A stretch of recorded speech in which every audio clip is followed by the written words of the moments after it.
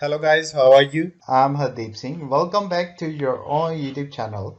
IELTS updates and recent exams. For more updates related to recent IELTS exam writing test topics, listening, reading, practice test, and speaking, you got guesswork. Please, guys, participate in everyday listening and reading practice test to achieve your desired band score in your actual IELTS exam.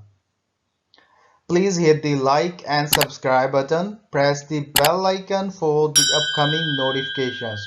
Don't forget like, subscribe and share my YouTube channel and my Facebook page, IELTS updates and recent exams.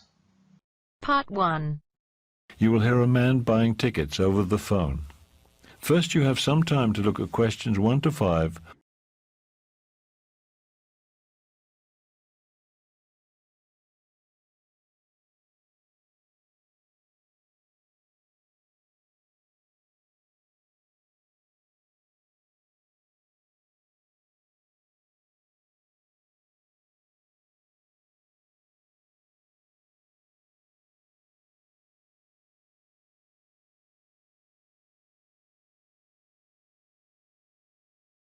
Good morning, Municipal Museum of Art, Information Desk.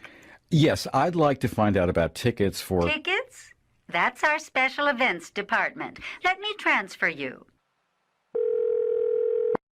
Special events? Yes, hello. I'm interested in the series you have going on now. Oh, you mean our lecture series on the history of art? Actually, I meant the concert series. Oh, yes, of course. It's already begun, but there's still a concert tomorrow. That's Thursday. There's also one on Saturday, and then the last one is on Sunday.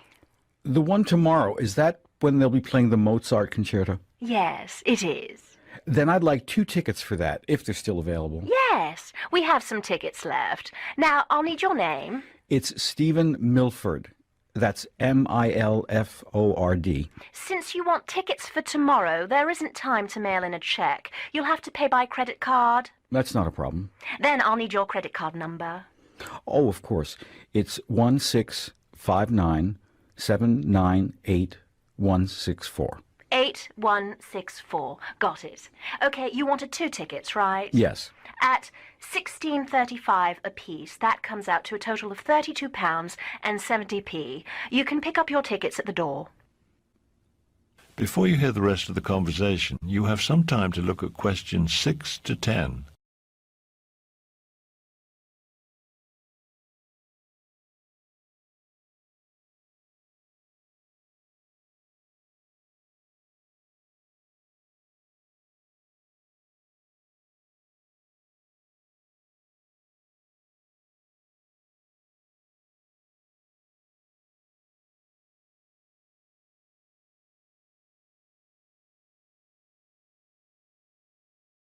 Fine. Could you tell me how to get there? We're coming by train. Certainly, it's very easy. When you get out of the train station, you'll see the library right across the street. Just walk down to the corner. Do I go right or left out of the train station? Oh, sorry. Go right, walk down to the corner. Right there on the corner you'll see a bank, and across the street on the opposite corner is the post office. There are some office buildings across the street too. Anyhow, you just go right at the corner, past the car park, and you'll see the museum right there in the middle of the block. If you get to a hotel, you've gone too far. So right at the corner and past the car park, but not the hotel. All right, I think I've got it. Great. Make sure you're here by 7:30. That is the end of part 1. You now have half a minute to check your answers.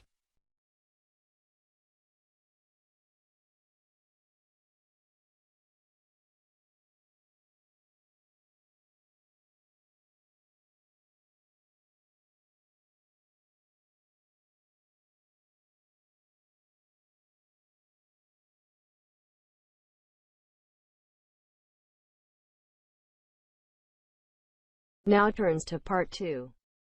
You will hear a recording of a radio show about tourism to Raven Island. First, you have some time to look at questions 11 to 17.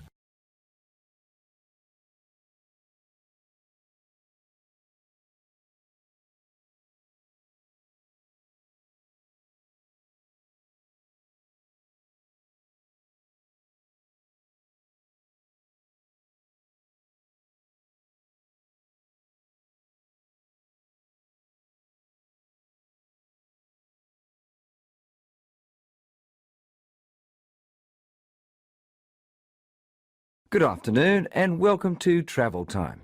Our guest today is Sheila Farnsworth, Director of Raven Tours Travel Agency. She'll talk to us about travel to Raven Island. Thank you, George. Raven Island is becoming quite a popular tourist destination, and with good reason. The prices are still low, and there's so much to enjoy there. Most tourists to Raven Island usually spend their time in one of two places. Ravensburg is the major city on the island, though with a population of only 56,000, it's not large by most standards. But for those who enjoy a more urban-style vacation, Ravensburg is where they go. For those looking for a bit of peace and quiet, Blackstone Beach is a favorite destination. This town, located on the island's northern coast, has a population of just 12,000 people. The weather on Raven Island is always nice, especially during the summer. Summer in the city of Ravensburg is warm, with average temperatures reaching 26 degrees or higher. And the weather is always pleasantly sunny there during July and August. Summer at Blackstone is a bit cooler, with average temperatures of around 23 degrees, and the weather is often windy because, of course, it's located on the coast. Ravensburg has a lot to offer visitors. Its clubs and theaters are well known, so if entertainment is what you're looking for, Ravensburg has the advantage there. The disadvantage to this is that particularly during the Summer Theater Festival, the city can become quite crowded with entertainment seekers. Blackstone Beach, on the other hand, is famous for its many fine seafood restaurants, considered to be the best on the island. So if you like seafood, that's the place to go. Unfortunately, eating seafood is the major activity in Blackstone. It's a very quiet town, which is a disadvantage if you're looking for excitement. How can you get there? The Ravensburg Airport is actually located a bit out of town. It's 25 kilometers from the city, but frequent bus service, taxis, and car rentals make it quite easy to get downtown. Travelers to Blackstone Beach also use the Ravensburg Airport, which is about 75 kilometers away. There are 3 buses a day from the airport to Blackstone, or you can rent a car, of course. Before you hear the rest of the talk, you have some time to look at questions 18 to 20.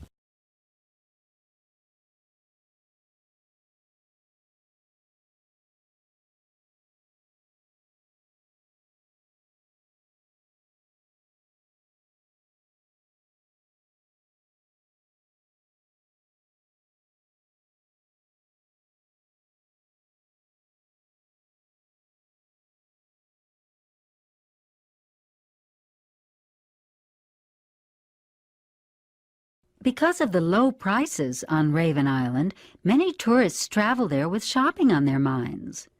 What are some of the best bargains available on the island? Well, contrary to what one might think, native handicrafts are not a popular item. And although Raven Island has a beautiful musical tradition, there are not many CDs available of the native music, and the ones that are available are quite expensive. Some very good deals can be found, however, in the perfume shops. Raven Island Scents, a local factory, produces several fashionable perfumes, which they sell at reasonable prices. Jewelry is also popular among tourists, and jewelry shops abound. Since fishing is the major island industry, no tourist goes home without a package of smoked fish. If you want to try fishing yourself, however, be sure to bring your own fishing gear. Believe it or not, it's difficult and expensive for tourists to buy it on the island. That is the end of part 2. You now have half a minute to check your answers.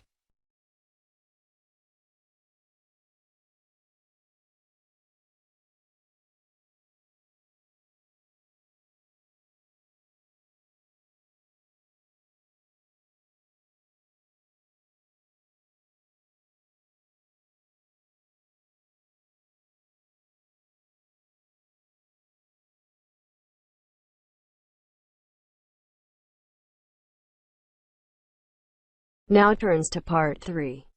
You will hear two students, Dylan and Emily, discussing a presentation which they will have to make. First, you have some time to look at questions 21 to 24.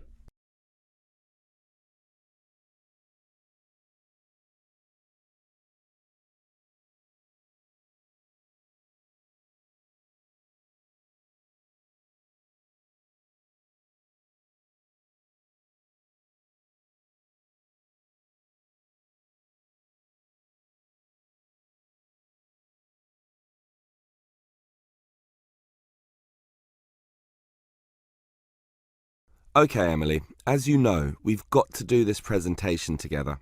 I know. I'm a little bit nervous about it. Standing up in front of all those people. And what if the presentation fails? What if... Don't worry. I've been reading a book about giving effective presentations. It's not that hard, but the way to do it is certainly not always obvious either. For example, do you know what the most important part of a presentation is?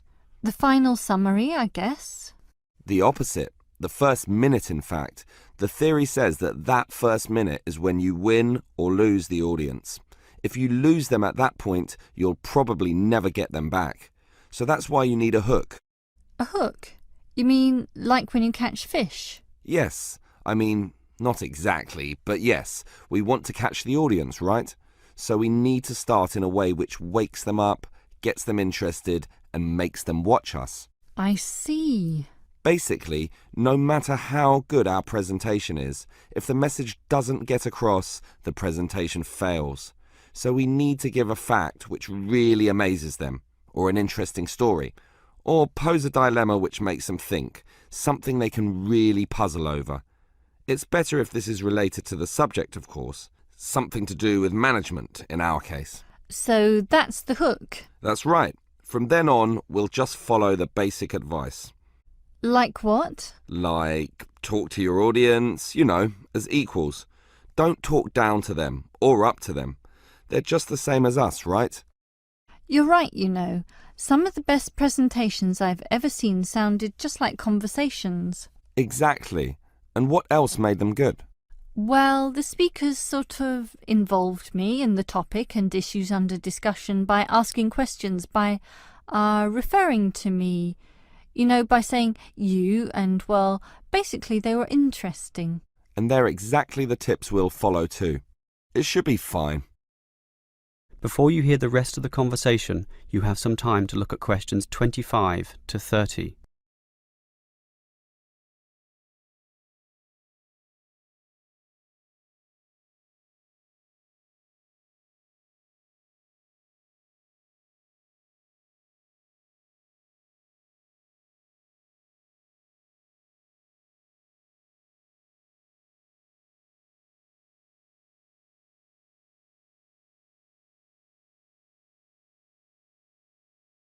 Emily, I think this will be a fine presentation, but how are we going to divide it up? For example, who's going to open it, you or me? Well, I think you have a very natural style, so you should start. This talk has 5 main parts, so you can introduce it and then do part 1. That's the historical context or background to the issue. Yes, then I'll do part 2 about current views. You do part 3 and I'll do part 4, leaving both of us to handle the question time. I'm okay with that. In part 1, I'll probably speak at length about Hoffman's theory, about management styles, and compare differences in culture in relation to the style of management used. That sounds good. Those differences are important and certainly relevant to the current times. Hoffman makes some excellent points too on this issue. That's why I'll follow up with present-day perspectives and viewpoints on this, such as the problems facing today's managers in the complex multicultural workplace, where basically one can no longer assume one is dealing with a single culture in the workplace, but actually a multiculture. That sounds good also. Then I'll take over, discussing the implications and problems of this. I suppose you'll look at the pluralist movement. Yeah, I was thinking about that, but then I changed my mind. I've decided I'll look at the productive diversity argument. It's more interesting anyway, so I'll go with that. Then I'll tell everyone what we've decided is the best business practice, or what is most likely to work in most situations, which is basically ignoring pluralism and productive diversity and linking everything back to Kotter's theory of human universals. Yes, the theory that argues modern management should target the universals of human nature. Right, and that leaves both of us to field questions at the end. Are there any questions we can predict so that we have some good answers ready? About resolving industrial disputes, for example? Well, I'd say that industrial democracy usually surprises people, so we should expect a lot of questions about that. Yes, the theory is that it increases productivity and reduces industrial delays. And results in better decision making, but that's all theory. Most people would think that industrial democracy is just about unworkable in practice, so let's be ready to explore that issue in some depth, as well as any other related topics, okay? Okay. That is the end of part 3. You now have half a minute to check your answers.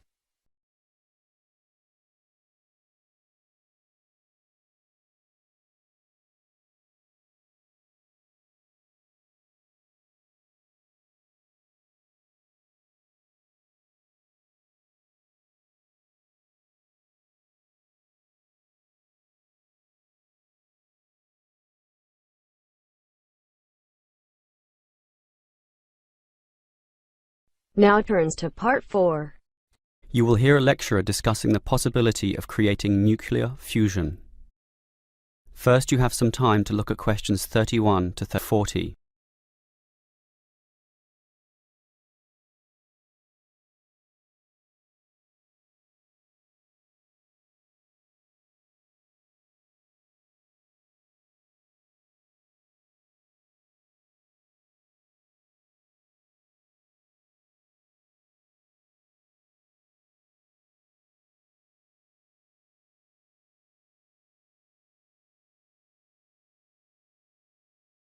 We look at the sun, a huge ball streaming out essentially limitless energy into space, and we think about how we need that energy here on Earth.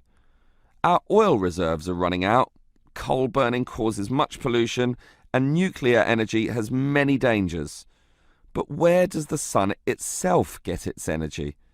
The answer is that the sun makes it using fusion, or, more specifically, in a hydrogen fusion process.